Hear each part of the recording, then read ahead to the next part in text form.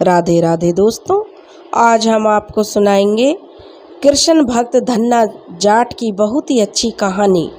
अगर आप हमारे चैनल पर नए हैं तो प्लीज़ हमारे चैनल को लाइक करें, सब्सक्राइब करें और शेयर करें। बहुत समय पहले की बात है, एक गांव में भागवत कथा कहने के लिए एक पंडित जी को आमंत्रित किया गया। कथा एक सप्ताह तक चली। जब कथा की समाप्ति हुई तो पंडित जी को बहुत सारा दान दक्षिणा मिला। पंडित जी ने सारी दान दक्षिणा को इकट्ठा किया और एक पोटली में उसको बांधकर अपने घोड़े पर रखकर जाने के लिए तैयार हो गए। तभी पंडित जी के पास में एक सीधा साधा गांव का किसान आया। वह बेचारा बहुत ही भोला भाला किसान था। उस किसान का नाम धन्ना जाट था। अब जैसे ही उसने पंडित जी को घोड़े पर सवार होते हुए देखा तो किसान ने बड़ी फुर्ती से आकर पंडित जी के पैर पकड़ लिए। वो किसान पंडित जी से कहने लगा, पंडित जी आप कहाँ चल दिए? आपने मेरा बेड़ा पार किए बिना आप कहाँ जा रहे हो? आपने तो कहा था कि जो ठाकुर महाराज की सेवा करते हैं तो ठाकुर जी उनका बेड़ा पार कर देते हैं। आप तो अब जा रहे हैं और ना ही मेरे पास ठाकुर जी हैं और ना ही मैं जानता हूँ कि कैसे उनकी पूजा की जाती है। पंडित जी आप मुझे ठाकुर जी देकर ही यहाँ से जाएं। अब क्या होना था, पंडित जी तो बड़े सोच में पड़ गए। उनको तो अपने घर जाने की बड़ी जल्दी पड़ी थी। उन्होंने कहा कि ठीक है ठाकुर जी तुम ही ले आओ। धन्ना बोला कि मैंने तो कभी ठाकुर जी को देखा नहीं है, तो मैं कहाँ से लाऊंगा ठाकुर जी। पंडित जी को अब घर जाने की बहुत जल्दी थी। उन्होंने सोचा कि इस किसान से कैसे पिंड छुटाया जाए। उन्होंने अपनी पोटली में जो हाथ डाला और इधर उधर टटोला। उन्हें भांग घोटने वाला सिलबट्टा अपनी झोली में मिल गया। उन्होंने अपनी झोली में से जो सिलबट्टा था भांग कूटने वाला वह निकाला और उस धन्ना जाट को दे दिया और कहने लगे, ये लो यही ठाकुर जी हैं, आज से इन्हीं की पूजा अर्चना करना और प्रसाद चढ़ाना। अब धन्ना जाट थोड़ा खुश हुआ। फिर पंडित जी से बोला कि पंडित जी आपने ठाकुर जी तो दे दिए, अब मैं इनकी पूजा सेवा कैसे करूं, यह भी तो बता दीजिए। पंडित जी बोले, अरे भाई आप नहा धोकर अपने ठाकुर जी को नहलाना, फिर भोग चढ़ाना। और यह कहकर जल्दी जल्दी पंडित जी वहाँ से अपने घोड़े पर सवार होकर चल दिए, क्योंकि पंडित जी को तो अपने घर जाने की बड़ी जल्दी थी। अब धन्ना जो जाट था वह अपने ठाकुर जी को घर में ले आया, क्योंकि अब तो उसकी खुशी का जो कोई पारावार ही नहीं था। धन्ना जाट तो फूला नहीं समा रहा था, वह बहुत ही सीधा साधा था। धन्ना अपने घर आके उसने बहुत ही साफ सुथरी जगह करके एक जगह अपने ठाकुर जी को विराजमान कर दिया।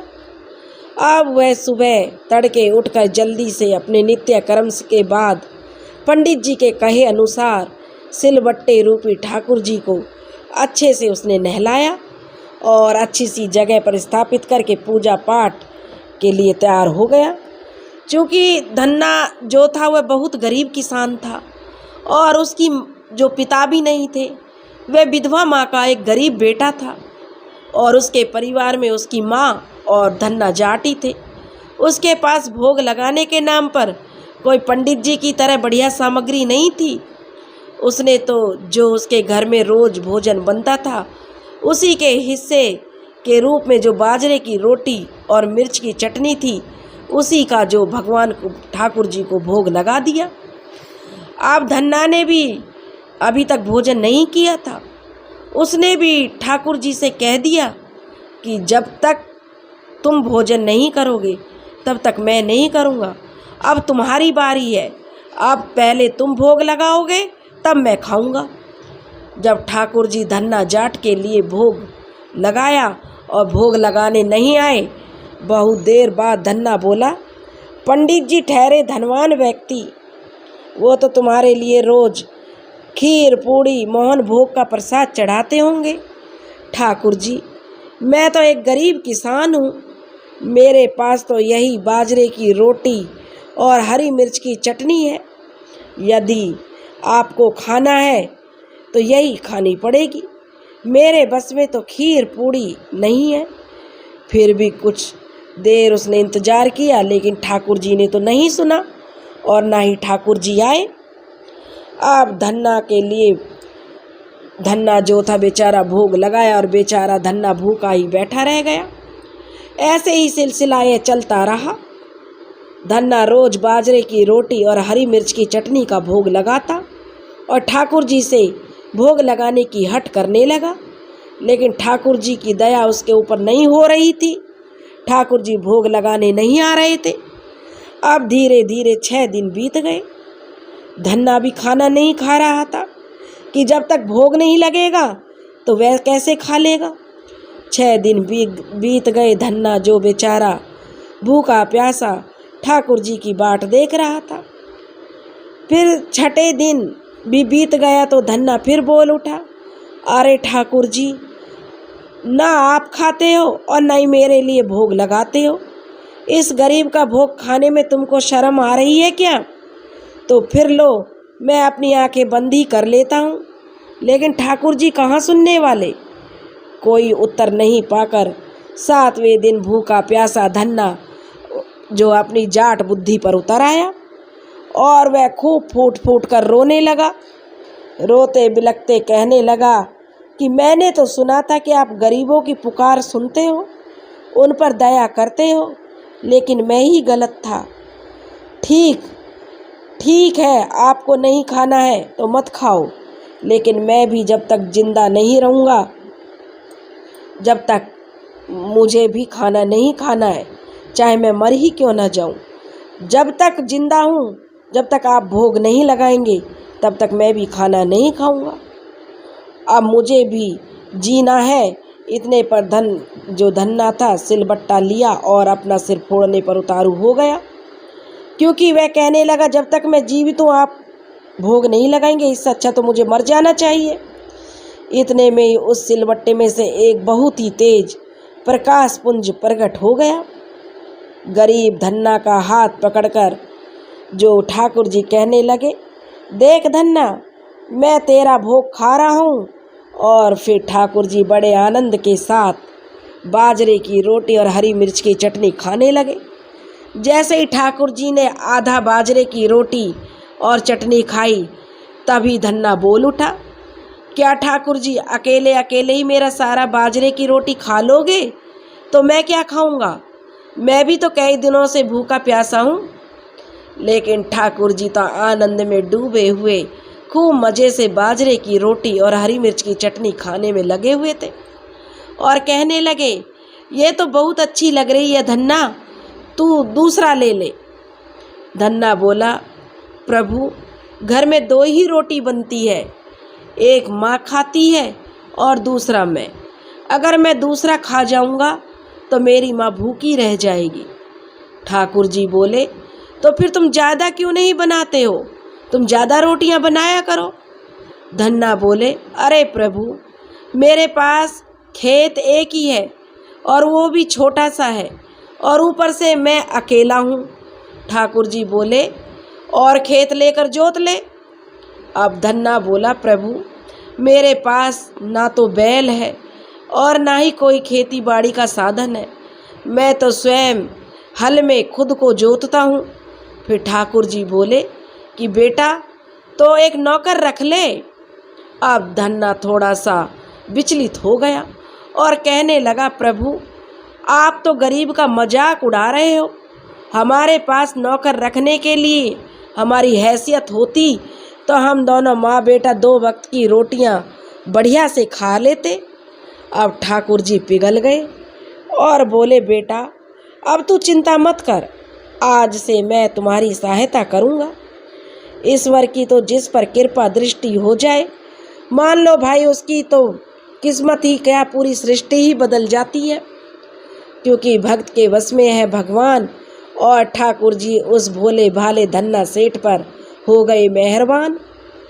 ठाकुर जी धन्ना के साथी, धन्ना के लिए एक भाई।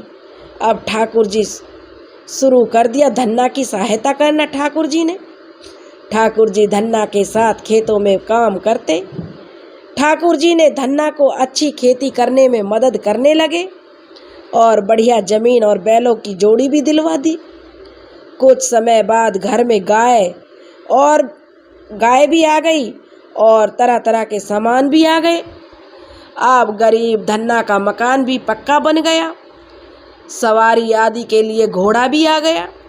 धन्ना की तो काया ही पलट हो गई। धन्ना के दिन और रात दोनों बदल गए। धन्ना अब एक बहुत बड़ा जमींदार बन गया। ईश्वर किन किन रूपों में आकर अपने भक्तों की सहायता करता है, यह तो वही जान सकता है जो ईश्वर के करीब रहता है। सच में प्यारे भक्तों, बस आप सबरी की तरह ईश्वर पर भरोसा करो और देखना ईश्वर आपके आसपास ही है और आपके अंदर ही है। धन्ना के गांव में कुछ सालों बाद पंडित जी दोबारा आए। बहुत दिनों बाद पंडित जी का आगमन हुआ, फिर उसी गांव में भागवत कथा कहने के लिए। अब जमींदार धन्ना भी पंडित जी के दर्शन के लिए पहुंच गया।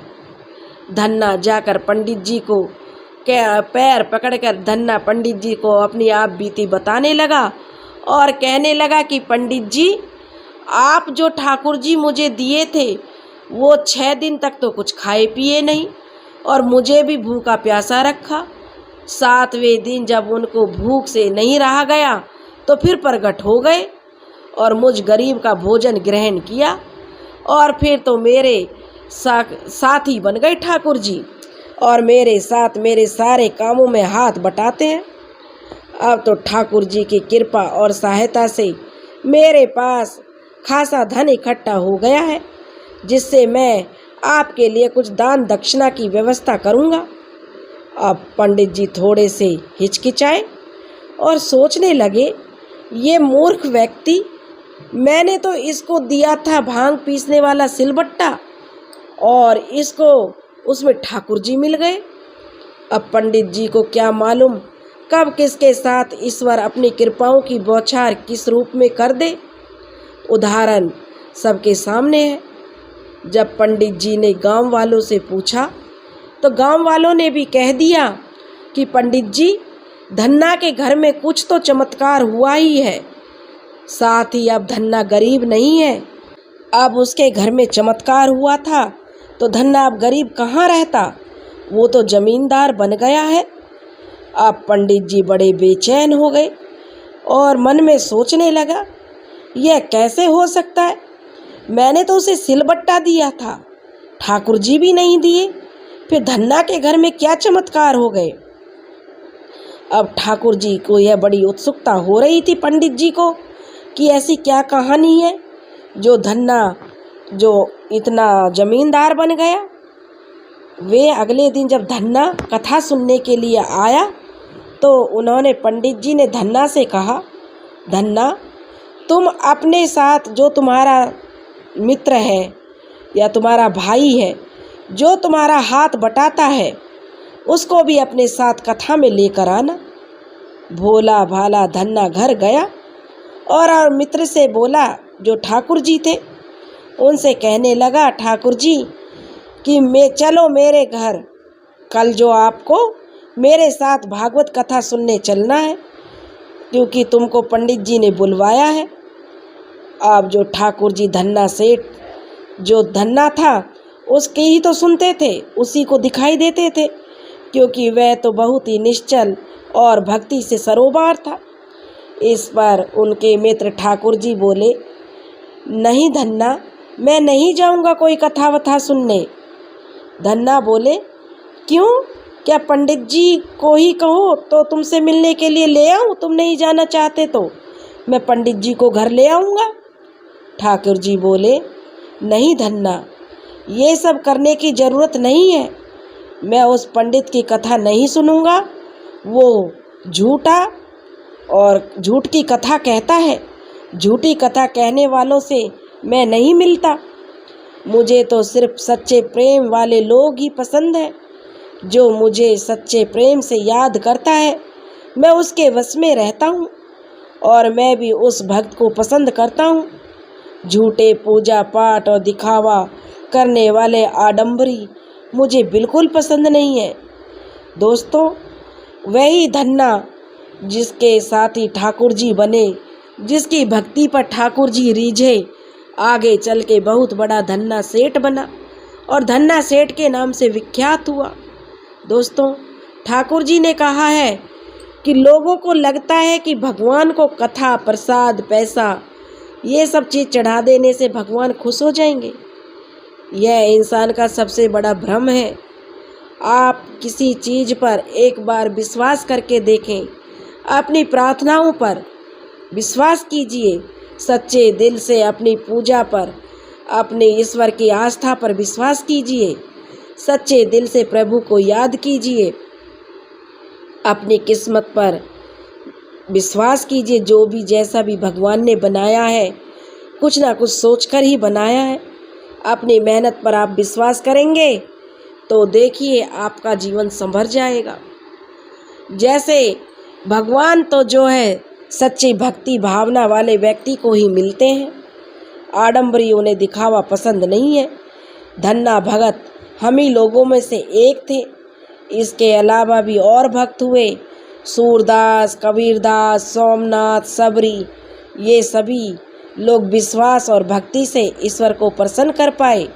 लोगों ने इनके विश्वास को तोड़ने की बहुत कोशिश की, लेकिन ये लोग अपने विश्वास से कभी अडिग नहीं हुए, टस से मस नहीं हुए और ईश्वर भक्ति में लगे रहे। इसलिए हमें तमाम प्रपंचों में नहीं पड़ना चाहिए, बल्कि अपने विश्वास को आगे बढ़ाना चाहिए। अपने भगवान को पर अपनी आस्था पर विश्वास होना चाहिए। तो देखो मित्रों, भगवान आपके वश में रहेंगे।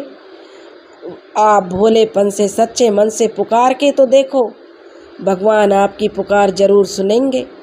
अगर आपको हमारी कहानी पसंद आई हो तो प्लीज़ हमारे चैनल को लाइक करें, सब्सक्राइब करें और शेयर करें। हे प्रभु, जैसे आपने धन्ना सेठ की मनोकामना पूरी की, उसके साथी बने, ऐसे ही जो यह कथा कह रहे हैं और जो यह कथा सुन रहे हैं, उनकी भी सभी मनोकामना पूरी करना। बोलो श्री राधे राधे।